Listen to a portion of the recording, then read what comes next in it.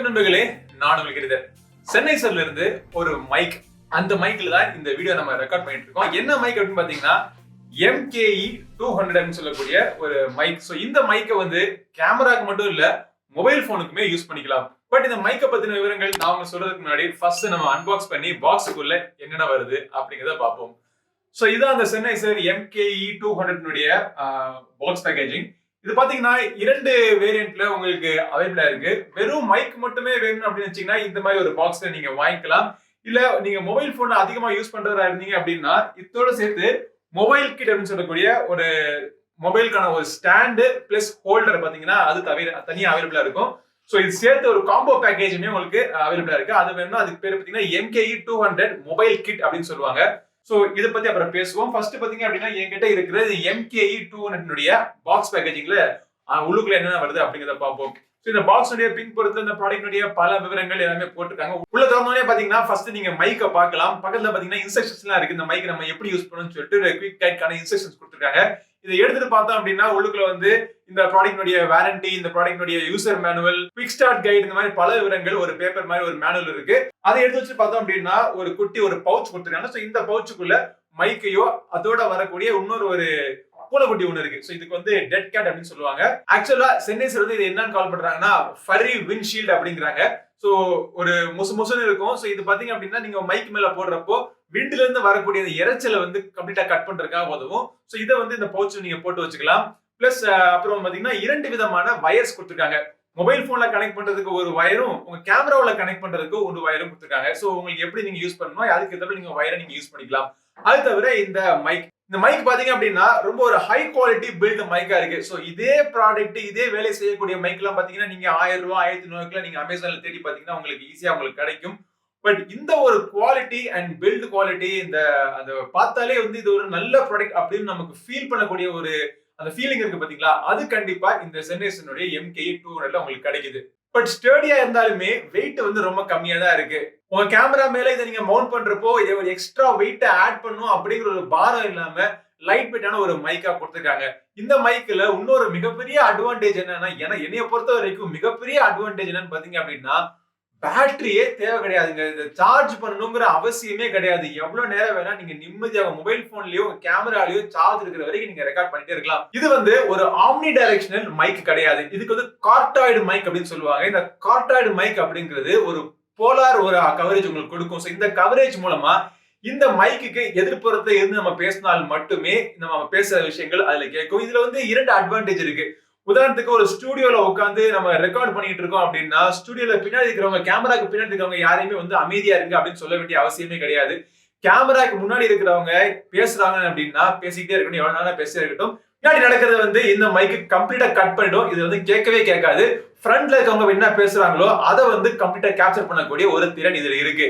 ஆனா இதை பாத்தீங்கன்னா சில டிஸ்அட்வான்டேஜ் என்ன அப்படின்னா, நம்ம கேமரா இங்க வச்சுட்டு அங்க சுத்தி நம்ம பேசுற மாதிரி இருந்துச்சு அப்படின்னா கேமரா நம்மள ஃபாலோ பண்ணாட்டி அதே நேரத்தில் நம்ம இந்த மாதிரி திரும்பி பேசுறது அப்புறம் குனிஞ்சு பேசுறது இந்த மாதிரி எல்லாம் பண்ணோம் அப்படின்னா அங்கங்க வாய்ஸ்னுடைய டிராப் உங்களுக்கு தெரியும்.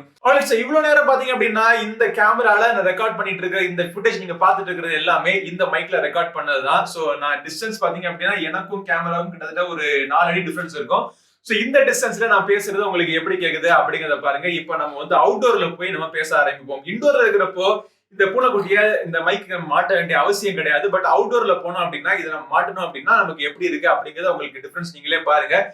ஓகே, இப்போ அவுட்டோர்ல இருக்கோம் நம்ம. ஸோ கேமரால இருந்து இப்போ என்ன ஒரு 2 அடி 3 அடி தள்ளி இருப்பேன்னா, ஸோ இந்த டிஸ்டன்ஸ்ல நான் பேசுறப்போ மைக்கினுடைய கிளாரிட்டி எப்படி இருக்குன்னு பாருங்க. ஸோ நல்லா விண்ட் இருக்கு, மொட்டை மாடியில் இருக்கும், காற்று அடிச்சுக்கிட்டு தான் இருக்கு. அந்த இடத்துல ஏதோ கன்ஸ்ட்ரக்ஷன் வேலை நடந்துகிட்டு இருக்கு, அதுல இருந்து வேற ஒரு சவுண்ட் வந்துகிட்டே இருக்கு.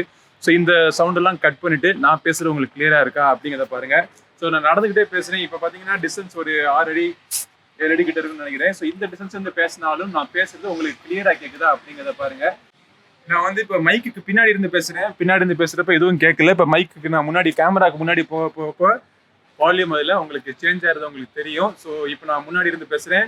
சோ இந்த மைக்கை ஒரு கேமரால மட்டும் தான் யூஸ் பண்ணணும் அங்க அப்படிங்கிற ஒரு கட்டாயம் கிடையாது. நீங்க மொபைல் போன்லயே நீங்க கனெக்ட் பண்ணி நீங்க யூஸ் பண்ணலாம். அதுக்கான சாம்பிள்ஸ் உங்களுக்கு காமிக்கிறேன் பாருங்க. மொபைல்ல கூட இந்த மாதிரி vlog எல்லாம் ஷூட் பண்ணணும்னு நினைக்கிறவங்களுக்கு இந்த மைக் பாத்தீங்கன்னா ஒரு பெஸ்டான ஒரு ஃபிட்டிங்கா இருக்கும். சவுண்ட் குவாலிட்டி எப்படி இருக்கு அப்படிங்கறத பாருங்க. இப்போ என்னுடைய மொபைல் போன்ல கனெக்ட் பண்ணிட்டு இப்போ நான் ஷூட் பண்ணிட்டு இருக்கேன் உங்களுக்கு சாம்பிள் காமிக்கிறதுக்காக. இது வந்து இன்டோர் கண்டிஷன். இப்போ வந்து அவுட்டோர்ல போய் சாம்பிள் பார்த்துருவோம். இதுவும் அதே அவுட்டர்ல தான். இப்போ கன்ஸ்ட்ரக்ஷன் நாய்ஸ், ரோட் நாய்ஸ், அப்புறம் விண்ட் நாய்ஸ் எல்லாம் உங்களுக்கு கேட்கும்னு நினைக்கிறேன். ஆனா இப்போ வந்து மைக்கை நான் வந்து கையில வச்சிருக்கேன், மைக்கை கனெக்ட் பண்ணல. இந்த மைக்கை கனெக்ட் பண்ணதுக்கு அப்புறமா டிஃபரன்ஸ் எப்படி இருக்கு அப்படிங்கிறத பாருங்க. இப்போ மொபைல்ல ஷூட் பண்ணிட்டு இருக்கேன்.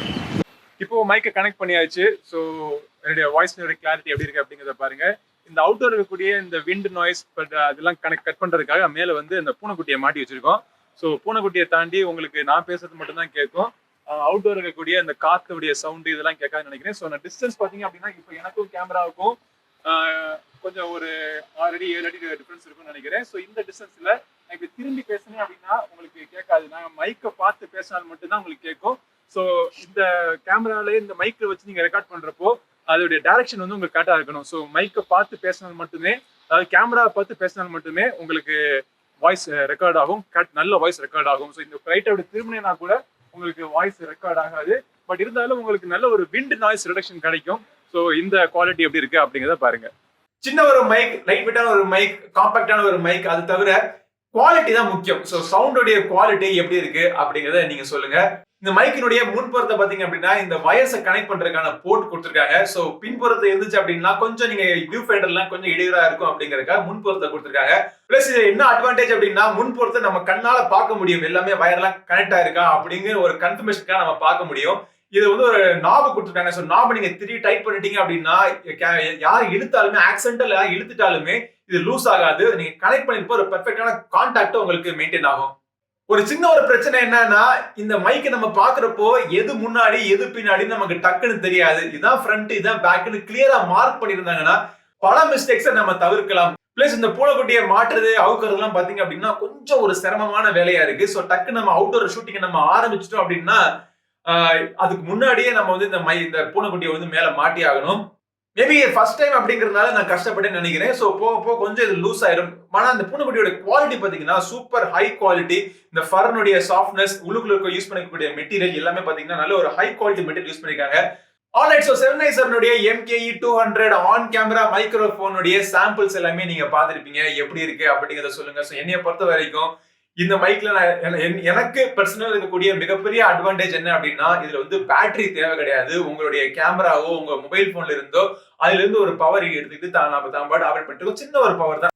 பிளஸ் இந்த மாதிரி நான் ஏரோலாம் ஷூட் பண்றப்போ நேர்ல உட்காந்து நம்ம கேமரால வச்சு பேசுறப்போ மைக் எல்லாம் மாட்டிக்கிட்டு எங்கேயுமே உங்களுக்கு எந்த பிரச்சனையும் இல்லாம நான் பாடு நிம்மதியா நின்று இங்க பேசினேன் அப்படின்னா நான் பேசுற வாய்ஸ் வந்து கண்டிப்பா 100% அந்த கேமரா கேப்சர் பண்ணி ரெக்கார்ட் பண்ணுது அப்படிங்கிற ஒரு மன நிம்மதியா நம்ம ஷூட் பண்ணலாம்.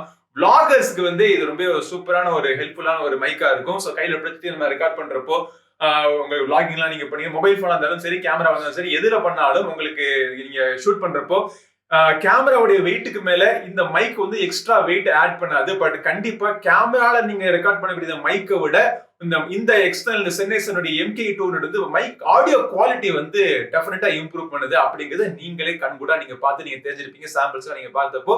ஸோ இந்த விலை பாத்தீங்கன்னா ஆக்சுவல் விலை இந்த மைக் மட்டுமே MKE 200 வந்து இந்த வெறும் மைக் மட்டுமே விலை பாத்தீங்கன்னா 8490. பட் இப்போ வந்து அமேசான்ல சேல்லாம் ஓடிட்டு இருக்கு பாத்தீங்களா. இப்போ கரண்ட் சேல் பிரைஸ் இந்த வெறும் மைக் மொபைல் கிட் இல்லாத வெறும் மைக் பாத்தீங்கன்னா 6500 ரூபாய் கிட்ட வித்துக்கிட்டு இருக்காங்க. இந்த மொபைல் கிட்டோட சேர்த்து வாங்கணும்னு நினைச்சீங்கன்னா இதோடைய ஆக்சுவல் விலை 11600. பட் இப்போ வந்து சேல்ல பாத்தீங்கன்னா 9000 ரூபீஸ் கிட்டத்தட்ட வித்துட்டு இருக்காங்க. ஸோ இந்த மைக்கை நீங்க வாங்கலாமான்னு நீங்க முடிவு பண்ணீங்கன்னா எக்ஸ்ட்ரா ஒரு 3000 ரூபாய் போட்டு இந்த மொபைல் கிட் வாங்குறது ஒரு பெஸ்டான ஆப்ஷனா இருக்கும் நீங்க மொபைல் போன்ல ரெக்கார்ட் பண்றவரா இருந்தீங்க அப்படின்னா.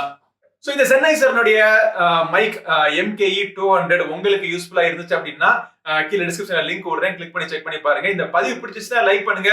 இந்த வீடியோ உங்க நண்பர்கள் இல்ல உறவினர்கள் யாருக்காச்சும் உபயோகமா இருக்கும்னு நினைச்சீங்கன்னா அவங்கள்ட்ட ஷேர் பண்ணுங்க. நம்ம சேனலுக்கு நீங்க என்ன சப்ஸ்கிரைப் பண்ணாதவரா இருந்தீங்கன்னா சப்ஸ்கிரைப் பண்ணிட்டு கூட இருக்க பெல் பட்டனை பிரஸ் பண்ணுங்க. அடுத்த ஒரு பதிவில் உங்களை மீண்டும் சந்திக்கும் வரை உங்களிடம் விடைபெறுவது உங்கள் நண்பன் கிரிதர். வாழ்க தமிழ், வளர்க்க பாருங்க. நன்றி, வணக்கம்.